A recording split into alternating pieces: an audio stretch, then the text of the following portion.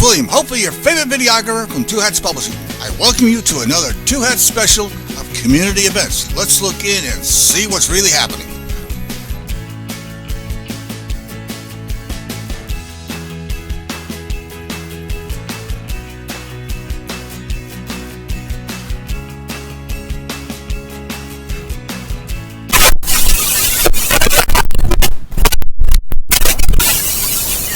Two Hats Publishing.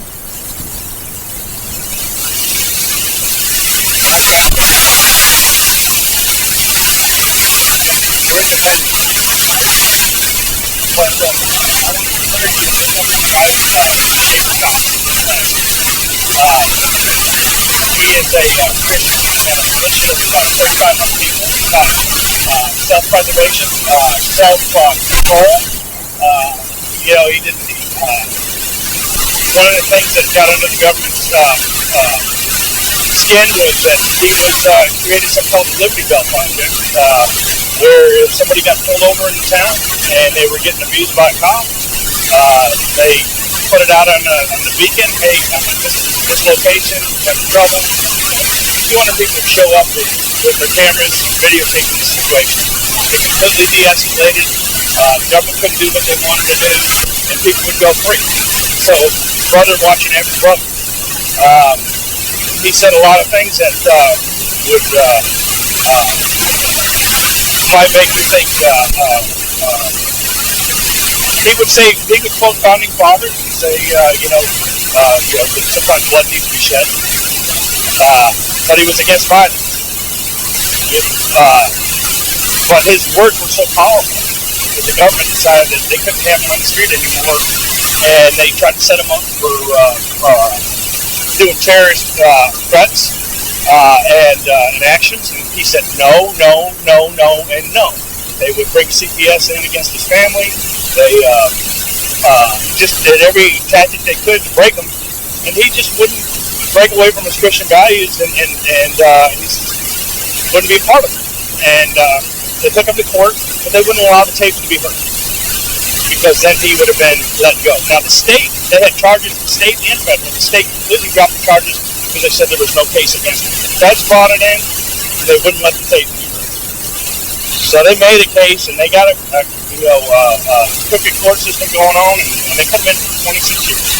So that's a little bit what I know about him. I don't know a whole lot. I just started researching him, but we need to start making the public aware that just for thinking things, you can go to jail. Thought time. It's here. It's real. Let me bring another thing up really quick. I've got a friend of mine. His name is Gregory Lee West. Lives in Waco. Military veteran. He broke his neck while in active duty.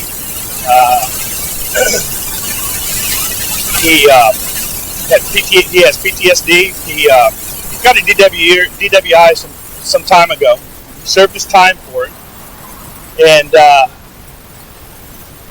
he's been doing a lot of investigations into some crooked matters down in McLennan County, and the DWI happened up in Smith County in Tyler, and he's been getting under the police skin down there, and the DA. So Lee's already served his time for this DWI quite some time ago. They brought up the same charges again, and they put him in jail right now in Smith County Jail. He's a peaceful man. He's a respectful man. He's an honest man. He's struggling. They beat him, and when they 15 minutes into the county jail in McLennan County, they beat him and knocked him down on the ground, knocked him into a wall. He had his neck pop, numbness going into his right side. Now the numbness is on both sides of his body. He's puking up the food that he eats. He's lost a lot of weight. He's in pain. And all the calls that folks have, there's a page, Free Lee on Facebook. A lot of folks are calling in and trying to get Lee medical help, but to no avail. They've put him in solitary confinement. They've shackled him for his hour that he gets out every day to make a phone call or to bathe. They're doing everything they can to make his life miserable. They will not let him see a doctor. We talk to Lee almost daily. When he gets out for that hour, he gives us an update of what's going on. But this is happening right here in Texas. Texas is supposed to be a great state. We're not that great. When you've got cops and jails with their blue wall and their union thugs taking freedoms away from people and cruel and unusual punishment while in jail, and incarcerating somebody twice for the same offense, and most attorneys won't even touch this because I believe they've been told not to. We've got a very crooked government, whether it's local, state, or federal. Folks, we need to start paying attention to what's going on because you're next. We're all next. If we don't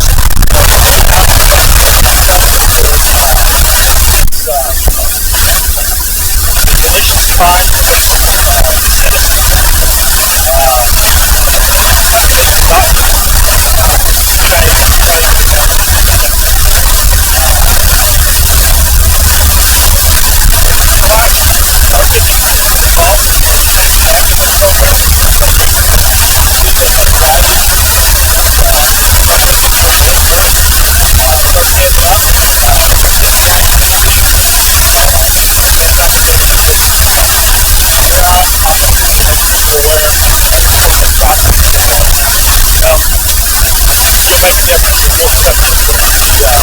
corruption they have in the top. They don't like light being shed on their evil leaders. Do you have any questions?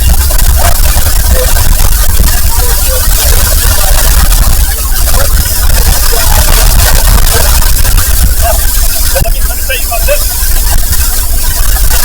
I'm a volunteer for the Open Door Jury Association.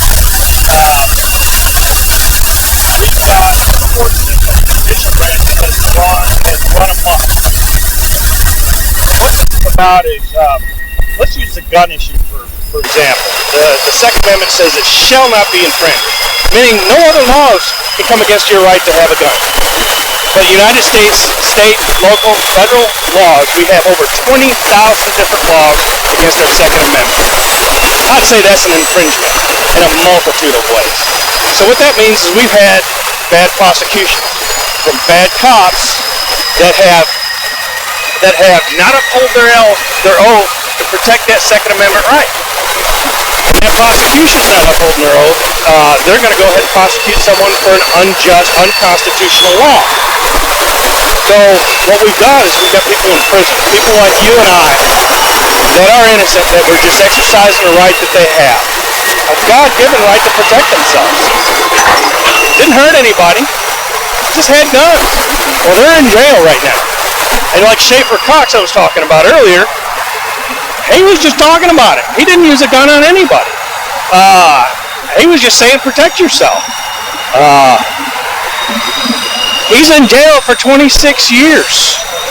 But what you can do is when you're called to jury duty, one person on a jury can vote not guilty and save a person's life.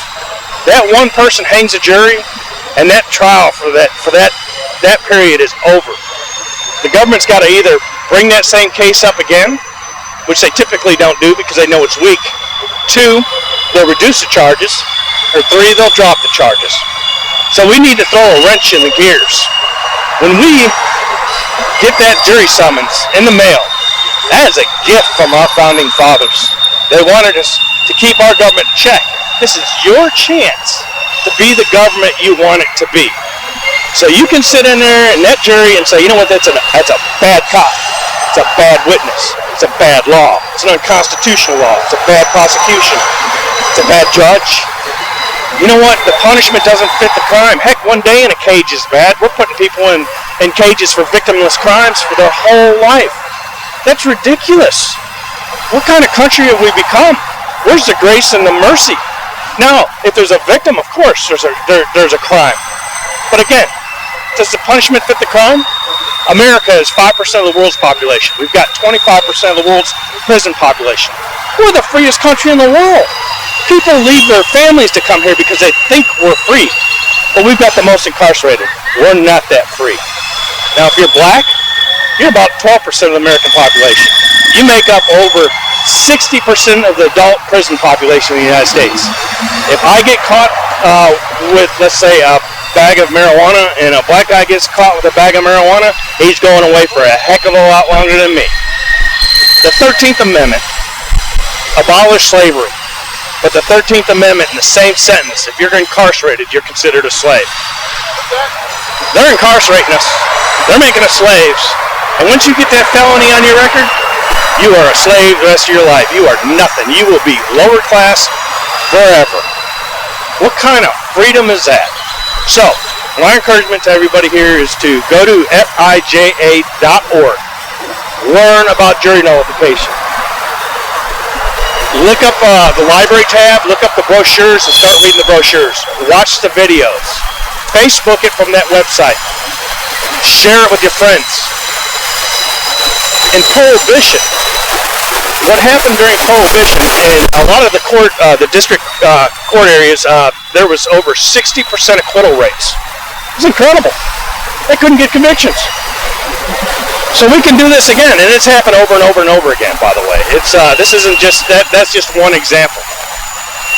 One final thought. They used to tell us about our rights when we were in courts, about our juror rights, and that we could vote our conscience. But during the Fugitive Slave Act, so many of the whites that were helping the blacks get free were brought up on trial, and the judge and the defense would tell of their jury rights, and there would be acquittal after acquittal after acquittal. Well, those few landowners, slave owners, they put a stop to it, and our courts quit telling us what our rights were back in the 1850s.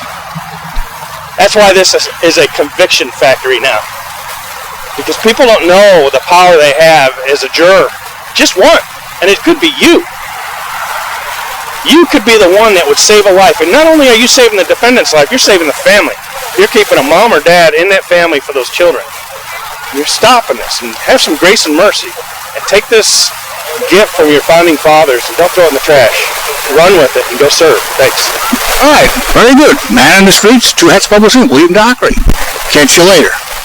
This is William, hopefully your favorite videographer from Two Hats Publishing. I hope you enjoyed this video. If you like it, please leave comments below, or like, follow, or subscribe to us and get notices of all our videos. We love it, even when you call.